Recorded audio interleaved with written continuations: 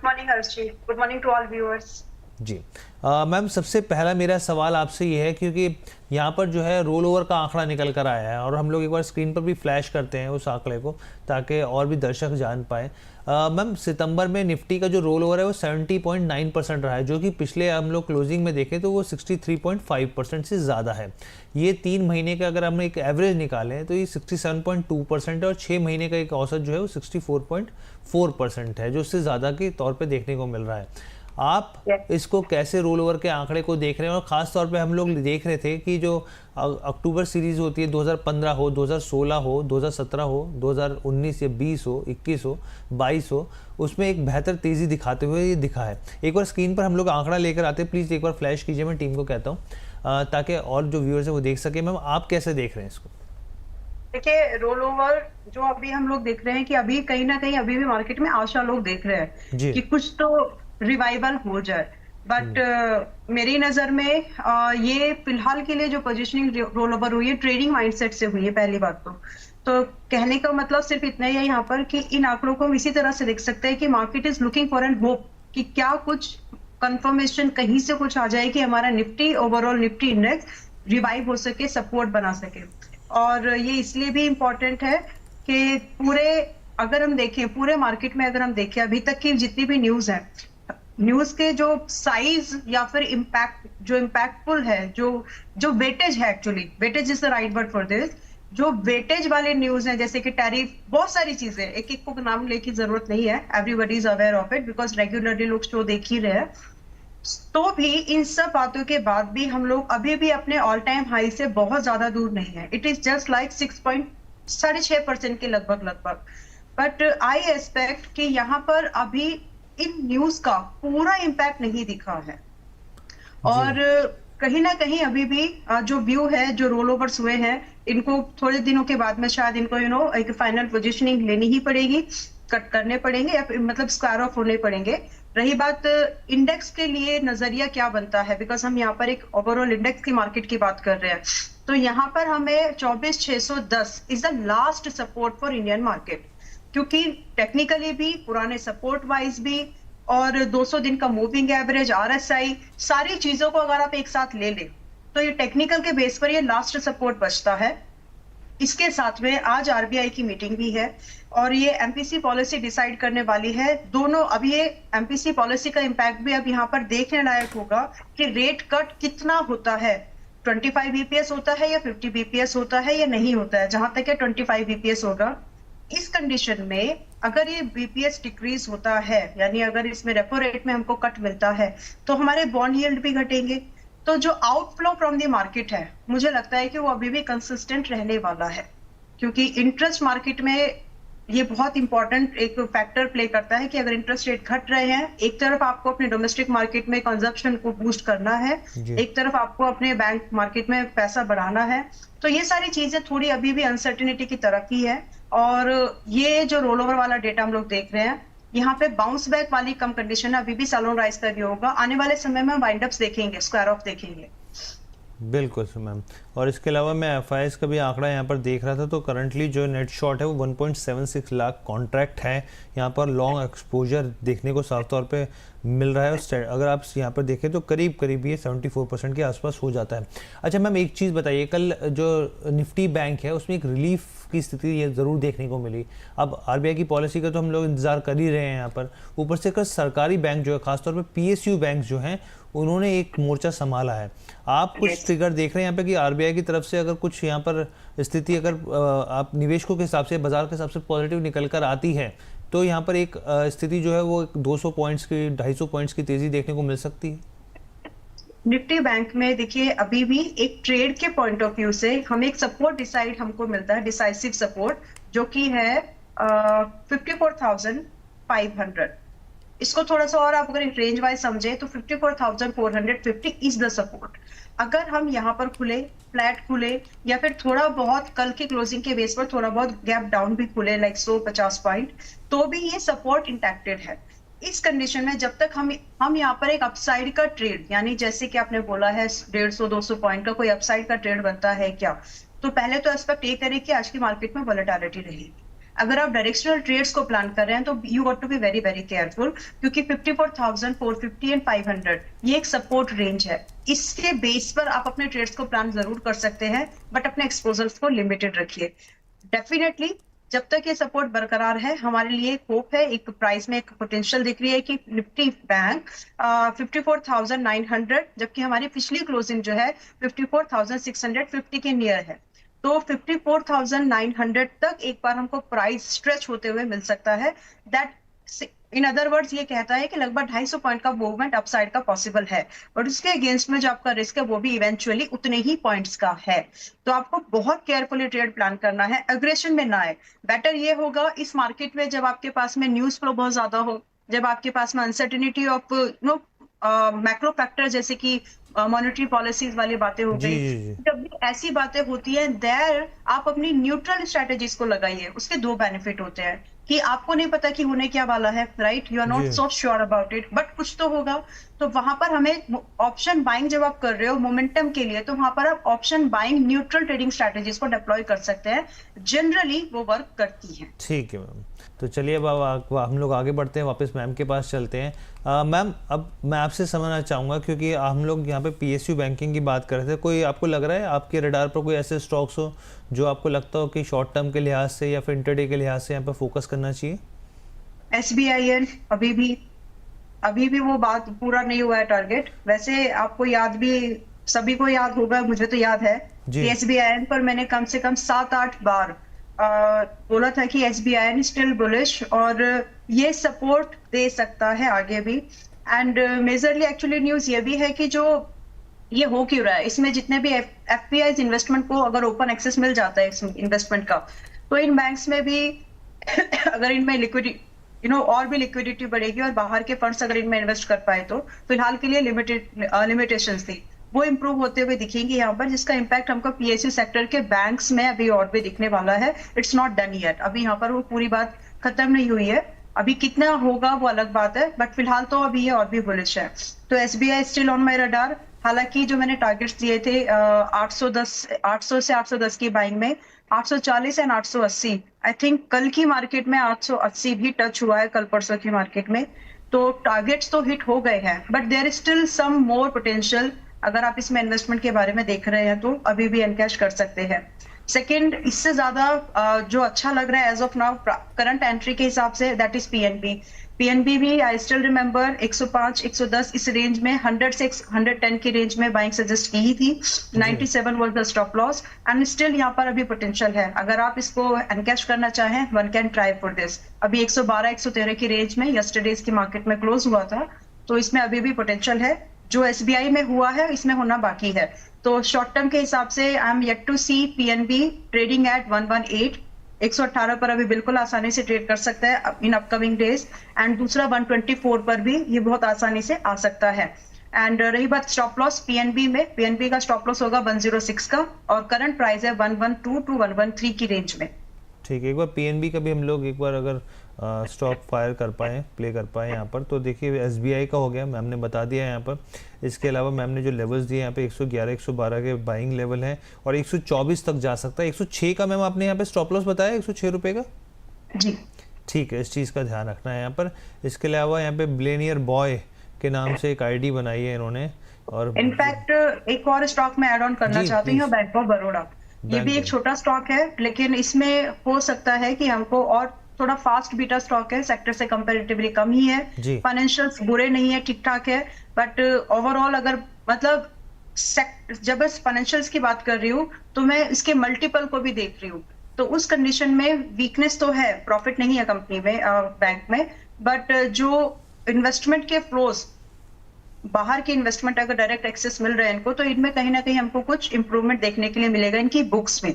तो मेरे हिसाब से bank of Baroda, SBI and PNB are the 3 stocks जिस पर अभी हम नजर बना के रख सकते हैं। इन सभी स्टॉक्स में कम से कम आपको 1 to 3 मंथ्स का समय देना पड़ेगा। अच्छा, 1 से 3 महीने का समय देना पड़ेगा। एक तो हो गया बैंक ऑफ बड़ौदा, SBI और PNB पंजाब नेशनल बैंक। तो ये 3 यस, बैंक ऑफ बड़ौदा के जो टारगेट्स होंगे अभी ये 258 पर है, 259 हम इसको ले लेते हैं क्योंकि 0.5 है। तो 265 is the first target which is expected, and दूसरा 275 ये बेयर मिनिमम है। इसके बाद हम इसको ट्रेल कर सकते हैं। रही बात स्टॉप लॉस, तो स्टॉप लॉस हम यहाँ पर फॉलो करेंगे 245 का। तो स्टॉप लॉस कंपैरेटिवली डीपर है, एनालाइज जरूर कर लीजिए, इट सूट्स तभी इसको कंसीडर करें। ठीक है मैम। और जो तीनों स्टॉक्स आपने नाम लिए, बहुत सारे निवेशक ऐसे, बहुत ढेरों निवेशक हैं जो एक लंबे समय से इंतजार कर रहे हैं वो पुराने लेवल्स को आने का, और ख़ासतौर पे एसबीआई का तो 1000 के आंकड़ा सुनते सुनते हम लोग भी इंतज़ार करें कि कब ये जो है एसबीआई 1000 का आंकड़ा पार करेगा। मैम जी, इसके अलावा एक सवाल ले लेते हैं हम लोग सरफराज जी का। ये कह रहे हैं कि गुड मॉर्निंग हर्ष, गुड मॉर्निंग अंबाला मैम। दो स्टॉक्स के ऊपर मैम आपका व्यू जानना चाहते हैं, 5 महीने का इनका व्यू है मैम। एक तो है सेल, 138 के भाव पे इन्होंने बाइंग करी है, और दूसरा है रतन इंडिया पावर, 14 की बाइंग है। रतन इंडिया पावर, और अभी पहले हम सेल को देखेंगे। सेल अभी चल रहा है 138 पर, 138 इज योर बाइंग। 5 महीने का व्यू है। First of all I would like to appreciate you कि आपने बहुत ही क्लियर बताई है चीजें, बाइंग, स्टॉक, होल्डिंग, बहुत सही किया आपने। और मैं रिक्वेस्ट करूंगी सभी लोग इस पैटर्न को फॉलो करें, तो क्लैरिटी मिल जाती है एनालिसिस में। वेल, दूसरा, अभी ये 134 पर अभी ये चल रहा है। आप यहाँ पर पहली बात तो स्टॉक अभी एक अपसाइड रैली के लिए तैयार हो रहा है, राइट, एंड कंसोलिडेशन में परसिस्ट। यहाँ पर थोड़ा सा कंसोलिडेट होते हुए आप इसको देखेंगे। उसका रीजन ये नहीं है कि स्टॉक वीक है, इसका रीजन ये है कि ऑलरेडी मूव कर रहा है। और भारत में मुझे ऐसे लग रहा है कि स्टील एंड माइनिंग के ऊपर फिलहाल इंटरेस्ट ज्यादा रहेगा गवर्नमेंट का, and there are many things which are coming in, हम देखेंगे फ्यूचर में इन सब चीजों को। तो अभी इसमें स्टॉप लॉस जो सेल में मेंटेन करके हमें चलना चाहिए, that is 125, which is more than enough. ये फेयर इनफ स्टॉप लॉस है इस मूवमेंट की रैली के हिसाब से, इस पैटर्न के हिसाब से। तो यहाँ एक्सपेक्टेड टारगेट जो आप देख सकते हैं, विच इज 144 फर्स्ट टारगेट, और मिनिमम दूसरा टारगेट हमको यहाँ पर 160 आते हुए दिखेगा। तो 6 महीने का व्यू है, आसानी से ये व्यू, ये स्टॉप लॉस के साथ में ये टारगेट पॉसिबल है, which is almost 18% up to highest side में। तो ये आप रख सकते हैं गिवन स्टॉप लॉस के साथ। दूसरा आपने पूछा है रतन इंडिया। रतन इंडिया में मेरा व्यू अभी फिलहाल के लिए अगर मैं देखूं तो मैं यहाँ पर वेट करना चाहूंगी कि ये ब्रेकआउट करे। तो अभी यहाँ पर क्लैरिटी नहीं है, स्टॉक अभी बेरिश मूवमेंट में ही है। अगर हम दूसरे पैटर्न्स को देखें तो सपोर्ट बाइंग की जा सकती है, लेकिन अभी भी यहाँ पर रिस्क ज्यादा है as compare to potential reward. तो मेरे हिसाब से यहाँ पर आपको 11.80 के ऊपर क्लोजिंग का वेट करना चाहिए at daily time frame. Once it's give a confirmation to close above 11.80, यानी 11 रुपए 80 पैसे के ऊपर जब भी ये क्लोज करता है, तब वहां पर एक अपसाइड का मूवमेंट बन सकता है। इन दैट केस जो स्टॉप लॉस रहेगा डिफाइंड, वो रहेगा 10 रुपए 80 पैसे का, एंड एक्सपेक्टेड टारगेट जाएंगे लगभग 12 रुपए 50 पैसे एंड लगभग 13 रुपीज। तो ये इसके पोटेंशियल टारगेट्स होंगे, लेकिन अभी फिलहाल के लिए वेट एंड वॉच करिए जब तक कि क्लोज नहीं हो जाता, क्योंकि सपोर्ट है इसका 11 रुपए। अगर ये सपोर्ट टूटता है तो यहाँ पर और भी हमको बेयरिशनेस दिख सकती है। तो मेरे हिसाब से पहले इसको क्लोज होने देना पड़ेगा, तब जाकर के इसमें हम दोबारा रिव्यू देख पाएंगे। जी मैम, एक सवाल मेरा इडा के ऊपर है, और हम लोग लगातार देख रहे हैं कि अब Q2 के अपडेट्स, बिजनेस अपडेट्स जो हैं वो लगातार आने शुरू हो गए हैं यहाँ पर, और कंपनी की तरफ से भी यहाँ पर जो है PSU की तरफ से भी यहाँ पर जो अपडेट है वो जारी किया गया। इनका कहना है कि जो सैंक्शन लोन है मैम, वो जो सितंबर की हम लोग बात करते हैं तो 33,148 करोड़ आया है, यानी कि अगर आप ईयर ऑन ईयर बेसिस पे कंपेयर करें तो 86% का जंप है, काफ़ी बड़ा जंप है मैम सैंक्शन लोन में। अगर लोन डिसबर्समेंट की बात कर लें हम यहाँ पर, तो आप ये देखिए कि 9,700 करोड़ से बढ़कर 15,043 करोड़ आया, यानी कि 54% का जंप यहाँ दिख रहा है मैम। और इसके अलावा अगर लोन बुक आउटस्टैंडिंग की बात करें तो मैम वहाँ पर भी 31% का जंप है। आप इस फाइनेंशियल्स को कैसे देख रहे हैं और आगे की रणनीति क्या रहेगी, क्योंकि आप देखिए एक लंबे समय से एक साइकिल में फंसा हुआ ये स्टॉक है, आगे क्या रहेगी चाल? देखिए आगे इसमें है मौका, अब इसमें बात बन सकती है। First of all being an NBFC, तो एनबीएफसी का काम ही तब होता है, एनबीएफसी कोई प्रोडक्ट यूज नहीं बनाते हैं, उनको लोन देना है। लोन देने का मतलब है कि उनको इंटरेस्ट आएगा। तो जब ये लोन दे रहे हैं इसका मतलब है कि इनके पास में इंटरेस्ट आ सकते हैं, यानी इनकी बुक्स इंप्रूव हो सकती है, जो कि आज की डेट में नेगेटिव है। So negative in the sense negative profit है। सो करंट लेवल पर कंसिडरिंग देयर ऑर्डर बुक्स हम इसको बाइंग कंसीडर कर सकते हैं। एंड करंट भाव है इसका लगभग 149, एंड स्टॉप लॉस जो हम यहाँ पर लेकर के चलेंगे इट इज 137। डेफिनेटली थोड़ा सा डीप है, लेकिन इसके अगेंस्ट में we will see the targets up to 160 पहला, एंड दूसरा टारगेट अप्रोक्सीमेटली 175 तक हमको आराम से यहाँ पर देखने के लिए मिल सकता है। And it's a very short term view, मतलब it's like up to 3 months only. But अगर आप इसको और होल्ड कर सकते हैं आफ्टर दिस 175 ब्रीच होने के बाद भी, तो हमें यहाँ पर आराम से 240 के भाव भी मिल सकते हैं इन्वेस्टिंग पॉइंट ऑफ व्यू से। दैट मीन्स मिनिमम 1.5 साल का हम इसको समय दें अगर, तो ये रिबाउंड करके हमको अच्छे गेन्स दिखा सकता है। स्टॉप लॉस हर कंडीशन में डिफाइंड है, चाहे आप शॉर्ट टर्म देख रहे हो यानी 3 मंथ्स, या फिर आप इसको 1.5 साल के लिए देख रहे हैं। तो करंट लेवल पर इरेडा बाय करने लायक है एंड मेरे हिसाब से one should try to invest it. अगर स्टॉप लॉस हिट भी होता है तो एक बार हो जाने देना चाहिए, क्योंकि मतलब कंसिडर कर लेना चाहिए, क्योंकि जो पोटेंशियल है and possibilities of risk reward है वो कहीं ज्यादा फेवरेबल है। ठीक है मैम। इसके अलावा आराधना जी का एक मैसेज आया है कि दशहरा की शुभकामनाएं, आपके सभी का पोर्टफोलियो दिन रात ग्रीन होता रहे। चला मैम, आपको भी, आराधना जी को भी, और साथ ही मैम को भी, अंबाला मैम को भी, सभी को यहाँ पर शुभकामनाएं यहाँ पर, क्योंकि कल जो है वो बाजार बंद रहेंगे यहाँ पे। तो आराधना जी, आपका जो सवाल है आप भेजिए शो के दौरान, हम लोग फटाफट से लेने की कोशिश करेंगे, हम पूरी कोशिश करेंगे कि आपका सवाल लिया जा सके। इसके अलावा मैम एक सवाल यहाँ पे कुलदीप गुप्ता जी का है सनोफी फार्मा के ऊपर, इसके बारे में बताएं मैम। ये सिर्फ वही है कि हमारे व्यूअर्स भी बस ये कहते हैं कि इसके बारे में जानकारी दे दीजिए, लेकिन किस तरह की जानकारी उनको चाहिए, कौन से लेवल्स हैं, कहाँ खरीदारी करिए, वो एक मिसिंग रहता है। तो वही रिक्वेस्ट रहती है सभी व्यूअर्स से, वो प्लीज साझा कीजिए। जी मैम। ठीक है, तो जब भी ऐसे सिचुएशन आएगी हम यही कंसीडर करेंगे कि फ्रेश बाइंग के बारे में बात की जा रही है। सो एक होता है ना बेस, हम यही मान के चलेंगे। तो सनोफी में देखिए अभी 4,650 का भाव है एंड कंपनी को थोड़े, मुझे एक बार इसमें 2-3 चीजें और देखनी है जी। इसका रेवेन्यू डिपेंडेंसी कहाँ पर है, तो it is not at all dependent on US और यूरोप मार्केट। तो इंडिया एंड सिंगापुर से इसका मेजर बिजनेस है, तो ठीक ठाक है, यानी रिस्क फैक्टर इसमें कम है। और रही बात इसकी वैल्यूएशन, अगर हम देखें आज की डेट में सेक्टर से थोड़ा सा सस्ता ही है, 5-10% जो भी हम इसको बोलना चाहे। फाइनेंशियल्स अच्छे नहीं है। अब इस फाइनेंशियल को इसका ये मल्टीपल जो है ये जस्टिफाई कर रहा है, यानी टेक्निकल और इन सब चीजों को अगर हम बात करें तो छोटा सा, बहुत ही छुटकू से स्टॉप लॉस पर इसमें एक बाइंग अपॉर्चुनिटी ट्रिगर हो सकती है, विच इज लाइक अभी ये 4,650 पर है। Consider a stop loss at 4,450, 4,450 पर एक स्टॉप लॉस कंसीडर करके हम इसमें इजीली एक टारगेट एक्सपेक्ट कर सकते हैं करंट भाव पर लेने वालों के लिए 4,850, यानी 200 पॉइंट का एक टारगेट हमको आसानी से मिल सकता है। एंड दूसरा टारगेट हमको यहाँ पर 5,100 का थोड़ा स्ट्रेस्ड टारगेट है, जिसको थोड़ा ट्रेल करके ही टारगेट करना चाहिए। ठीक है, तो यहाँ पर एक अपॉर्चुनिटी बन रही है, शॉर्ट टर्म में ट्रेडिंग लायक कर सकते हैं।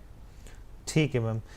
एक सवाल हमारे पास व्यूअर का आया है ma'am, CIAN agro industries infrastructure की बात कर लेते हैं यहाँ पे, CIAN के नाम से है मैम। मतलब 2-3 महीने में स्टॉक ने जो तेज़ी दिखाई है, थमने का नाम ले रही है। एक तरफ टैरिफ है, बाजार है, जो दबाव है, लेकिन ये जो स्टॉक है वो रुक नहीं रहा है।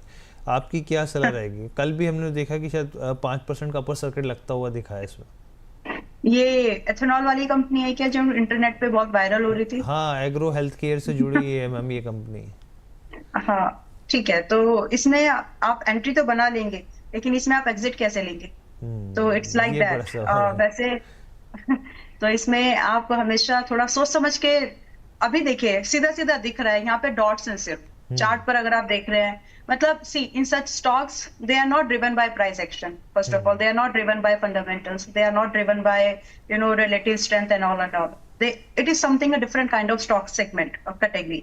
तो इतना ही बोलना मेरे ख्याल से इनफ है। तो अगर आप इसको थोड़े समय के लिए, if you are so confident, तो आप इसमें थोड़ा बहुत पैसा लगा लीजिए, लेकिन हमेशा ये ध्यान में रखिए कि आपका एग्जिट जो होगा, आपका एग्जिट आपको बाइंग प्राइस से 15% नीचे के सर्किट पर ही मिलेगा। तो सोच समझ के इसमें आप चाहे तो पैसा लगा सकते हैं। इसमें मैंने आपको तीनों रीजन दिए हैं कि ये प्राइस एक्शन फॉलो नहीं होता, यहाँ पे RSI फॉलो नहीं होती, यहाँ पे आपके दूसरी चीजें यहाँ पे जनरली फॉलो नहीं होती है। इन सब के हिसाब से स्टॉक बिल्कुल टिक मार्क वाला नहीं है, but there is something which is going on, तो उसके कंसिडरेशन में बाय कर सकते हैं। आई डू एक्सपेक्ट कि ये और चला जाएगा, लगभग ये आपको 2,500 तक जाते हुए दिखे तो आई वोंट बी सरप्राइज। रही बात इसमें आपका स्टॉप लॉस मेंटेन करके कितना चलना चाहिए, दैट शुड बी नियरली 1,800। तो minimum target 2500 and next stop loss जो हम यहाँ पर फॉलो करके देखेंगे दैट इज 1800। तो अगर वही बात है, अगर आप कंफर्टेबल हैं या फिर और थोड़ा सा हम इसको रॉ भाषा में बोलें, पड़ता है ये सारी कंडीशंस के बाद भी, तो आप इसमें देख सकते हैं, अदरवाइज अवॉइड करिए। बिल्कुल। और मैं इसमें एक चीज़ और जोड़ता हूँ, देखिए बहुत सारे ऐसे जो ल्यूक्रेटिव इस तरह की चीज़ें होती हैं जो देखने में बड़ी अच्छी लगती है कि भाई 20 दिन से अपर सर्किट लगा हुआ है, 30 दिन से अपर सर्किट लगा हुआ है, तो ऐसे स्टॉक्स में तो थोड़ा सा आपको ज़रूर संभलना चाहिए यहाँ पे। और बहुत सारे ऐसे स्टॉक्स होते हैं जो हल्का सा एक छोटा सा अपडेट आया उसके बाद वो एकदम बार बार ज़बरदस्त तेज़ी बनाते हुए दिखते हैं, तो थोड़ा सा आप उसमें अलर्ट मोड पे भी ज़रूर रहिए यहाँ पे। इसके अलावा मैम मेरा आपसे सवाल होगा, और भी बहुत सारे व्यूअर्स के आ रहे हैं। सोमा जी का एक सवाल ले लेते हैं मैम, एरोफ्लेक्स के ऊपर। एरोफ्लेक्स पर इन्होंने 199 के भाव में खरीदारी कर रखी है, कह रहे हैं कब तक होल्ड करना होगा, प्लीज बताइए। 139 मैम 199 अभी 176 के लेवल पर ट्रेड कर रहा है, नुकसान तो है ही मैम। ओके, नुकसान तो है। ओके, एरोफ्लेक्स में you should consider a stop loss. आपका स्टॉप लॉस आना चाहिए 165 पर। इससे अब ऑलरेडी देखिए, मैं ये इसलिए बोल रही हूँ, जब भी हम स्टॉप लॉस की बात कर रहे हैं तो मैं ऑल ऑफ सडन आपको ये एक्सप्लेन करना जरूरी है। हर्षी मुझे थोड़ा समय दीजिए। देखिए, जब भी आप कोई स्टॉक बाय कर रहे हैं तो बाय करते समय आपका स्टॉप लॉस और आपका टारगेट डिफाइंड होते हैं। वो 5%, 10%, 15%, 20%, जो भी आप देखते हैं, स्विंग कितना टारगेट आप कर रहे हो उसके हिसाब से होता है। अभी मुझे यहाँ पे क्लियरली दिख रहा है कि 198, 99 के आसपास की आपकी जब बाइंग है तो आपका स्टॉप लॉस आपने रिस्पेक्ट नहीं किया है। अब जब वो रिस्पेक्ट नहीं हुआ है, बाय द टाइम एक सपोर्ट टूटता है तो प्राइस दूसरे सपोर्ट की तरफ मूव करने लगता है इन जनरल, एंड जनरली ऐसी जगह से फिर रिबाउंड होता है ओवरबॉट वगैरह जब स्टॉक्स हो जाते हैं। मैं बहुत ही ले भाषा में आपको समझा रही हूँ, जो लेमैन लैंग्वेज में, ताकि आप उस चीज को समझ जाएं। तो यहाँ पर मेरे हिसाब से अभी वेट एंड वॉच वाली कंडीशन है कि क्या ये इस सपोर्ट पर टिकता है या टूटता है। तो मेरे हिसाब से 165 is the last stop loss that you can consider here, and इसके बाद में आप थोड़ा सा वेट एंड वॉच करना देना ही पड़ेगा, बिकॉज आप अपने स्टॉप लॉस लेवल को ब्रीच कर चुकी हैं। तो 200 is the expected target, and इसके बाद में 250, बट आपको स्टॉप लॉस रहेगा 165 का। तो इसमें अभी आप कॉम्प्रोमाइज भी नहीं कर पाएंगे मेरे हिसाब से। अभी आप इसको थोड़ा सा समय दीजिए। जो स्टॉप लॉस है 165, रेयर चांसेस हैं कि ये हिट हो। थोड़ा बहुत कंसोलिडेशन समय थोड़ा ज्यादा लगेगा, बट चांसेस है कि ये यहीं से रिबाउंड हो जाए 170 के आसपास से ही। तो 165 कंसिडरेबल स्टॉप लॉस है that you can see in it now. जी मैम। मैम एक सवाल मैं आपसे मनी जी का भी है और मैं भी इसमें पूछना चाहूँगा। एक आस्क ऑटोमोटिव है मैम, ये कंपनी जो है काफ़ी ज़्यादा पॉपुलर है यहाँ पे, हम लोग जानते हैं ऑटो एंसिलरी से जुड़ी कंपनी है।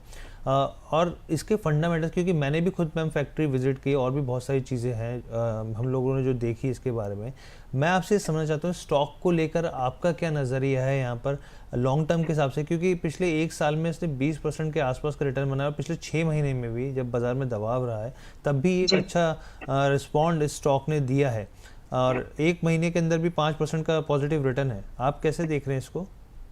देखिए, सबसे पहले तो सेक्टर के मल्टीपल में महंगा है, ठीक है, तो क्या फिर हमको दूसरा चेक मार्क ये देखना होता है कि क्या वो प्रॉफिटेबल है, यस इट्स डिलीवरिंग प्रॉफिट। तो ऐसी कंपनी में जो प्रॉफिट डिलीवर कर रही है लेकिन आपसे थोड़ा सा हायर मल्टीपल चार्ज कर रही है, तो दैट्स वो कंफर्टेबल जोन होता है एक इन्वेस्टर के लिए। यहाँ पर अभी आपका जो मेजर ट्रेंड है इट्स स्टिल बुलिश, और यहाँ पर अभी कोई भी गिरावट के साइन नहीं है। In fact rally is yet to come, एक बड़ा मूवमेंट जो अप्रोक्सीमेटली स्टॉक वगैरह में कुछ भी नहीं तो अनदर 15-25% स्ट्रेच कर सकता है करंट लेवल से। तो मेरे हिसाब से अगर आप इसको बाइंग करने के बारे में विचार कर रहे हैं तो आप इसमें एक 510 से लेकर के 500, ये करंट रेंज यानी 530, ये 20 पॉइंट की रेंज है। इसमें धीरे धीरे अगर थोड़ा बहुत ये इस रेंज में आपको मिल रहा है तो आप इसमें ग्रेजुअल एग्रेशन के साथ में ग्रेजुअल बाइंग इसमें ले सकते हैं। इसमें जो स्टॉप लॉस हम लोग यहाँ पर फॉलो करके चल सकेंगे वो होगा 480 का, बहुत ही लिमिटेड सा स्टॉप लॉस है, बट इसके अगेंस्ट में जो टारगेट हम यहाँ पर एक्सपेक्ट करेंगे वो होगा मिनिमम 600 नेक्स्ट टारगेट। तो आपके करंट भाव से भी अगर आप इसको लेते हैं तो अप्रोक्सीमेटली 10% से 15% का एक टारगेट है जो मिलने की चांसेस है। That is very first target, excuse me. इसके बाद ये स्ट्रेच होते होते हमको 665 तक भी मिल सकता है। तो अगर फ्रेश बाइंग कंसीडर करना है, शो के दौरान ही कई सारे स्टॉक्स ऐसे मिल जाते हैं जहां पर फ्रेश बाइंग की बातें बन सकती है। तो अगर लोग ध्यान से देखेंगे इस शो को तो उनको समझ में आ जाएगी कहां पर मौका है। So this is consider one of the buyable stock at current price range. मेरे हिसाब से स्टॉप लॉस टारगेट के साथ में इसको फिर से कंसीडर किया जा सकता है इस डिप को। बिल्कुल मैम, इसीलिए मैंने पूछा आपसे। और ठीक है मैम। अच्छा मैम, एक और सवाल है मैम, बीसीएल इंडस्ट्रीज़ को लेकर। बहुत सारे जो रिटेल निवेशक है स्टॉक में फंसे रहते हैं बहुत बार, क्योंकि कई बार एक्शन इसमें ऊपर और नीचे का दोनों का रहता है, लेकिन ये ज़रूर है कि अपने 52 की खाई से काफ़ी ज़्यादा नीचे चला गया ये। अब जी। क्या संभावना है मैम, क्या करना चाहिए यहाँ पर? ओके। जो आज लेना चाह रहे हैं उनके लिए स्टॉप लॉस बहुत कम है, और एक बार ट्राई जरूर कर लेना चाहिए, क्योंकि करंट लेवल पर स्टॉप लॉस छोटा सा है। तो स्टॉप लॉस 40.5 के आसपास में है, ये 40.50 पर ये भी ट्रेड कर रहा है कल के सेशन के बेस पर। एंड यहाँ पे एक छोटा सा स्टॉप लॉस है 39.30। इस स्टॉप लॉस के साथ अगर आपकी इच्छा है तो आप इसमें आ सकते हैं। रही बात इसमें टारगेट, तो 42.50 should be considered as a first target, and दूसरा टारगेट हमको यहाँ पर 45.70 का मिल सकता है। ये नोट डाउन करके रखने के बाद अभी इसमें स्टॉप लॉस बहुत किसको वो क्या एक वर्ड मैं यूज कर सकती हूँ, बहुत शिद्दत से, श्रद्धा के साथ यहाँ पर स्टॉप लॉस यूज करना है। श्रद्धा कपूर नहीं, श्रद्धा उनकी। श्रद्धा कपूर। जी। राइट। तो क्योंकि अगर ये सपोर्ट अगर ब्रीच हो रहा है, तो एक्चुअल जो सपोर्ट है इसको फिर ये वापस से रिबाउंड होगा जब ये ओवरबॉट हो जाएगा, या फिर अपने की सपोर्ट पर पहुंचेगा, विच इज स्टैंड्स एट 35। तो स्टॉप लॉस जो दिया है उसको रेस्पेक्ट करिए, इसके साथ ही आप इसको ट्राई कर सकते हैं, वो भी लिमिटेड एक्सपोजर के साथ में। ठीक है मैम। मैम बहुत बहुत धन्यवाद, थैंक यू सो मच, आप हमारे साथ जुड़े। और रोज़ाना हम लोग आपको मैम जोड़ते हैं, और इसीलिए कि आपको लेकर लगातार व्यूअर्स के सवाल आते हैं। तो थैंक यू सो मच, धन्यवाद मैम।